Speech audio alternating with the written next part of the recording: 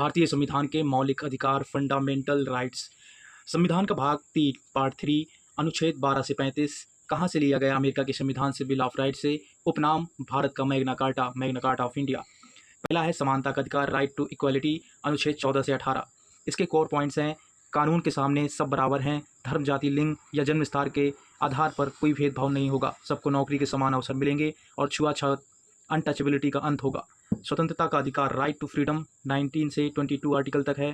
Core points है: देश के नागरिकों को अधिकार देना, इसमें बोलने की आज़ादी, बिना हथियार शांतिपूर्ण इकट्ठा होने, संगठन बनाने, देश में कहीं भी घूमने रहने और कोई भी व्यापार करने की आज़ादी शामिल है। शोषण के खिलाफ अधिकार, right against exploitation. Core points: कमज़ोर वर्गों की रक्षा, मानव तस्करी, ह्यूमन ट्रैफिकिंग और जबरन मजदूरी, बेगार पर रोक, 14 साल से कम उम्र के बच्चों को खतरनाक कारखानों में काम पर रखने पर सख्त पाबंदी।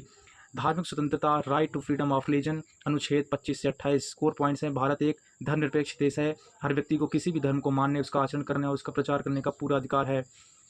अगला है संस्कृति और शिक्षा का अधिकार, आर्टिकल 29 to 30। कोर पॉइंट्स है: अल्पसंख्यकों के हितों की रक्षा, अल्पसंख्यकों को अपनी विशिष्ट भाषा, लिपि और संस्कृति को बनाए रखने तथा अपने पसंद के शिक्षण संस्थान खोलने का अधिकार।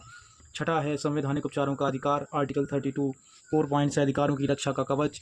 डॉक्टर भीमराव अम्बेडकर ने इसे संविधान की आत्मा कहा। अगर किसी नागरिक को मूल अधिकारों का हनन होता है तो वह सीधे सुप्रीम कोर्ट जा सकता है। बोनस फैक्ट है: मूल संविधान में 7 मौलिक अधिकार थे।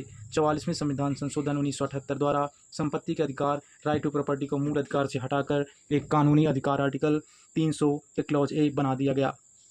धन्यवाद। अगर जानकारी आपको अच्छी लगी हो तो वीडियो को लाइक, शेयर, सब्सक्राइब करना मत भूलें।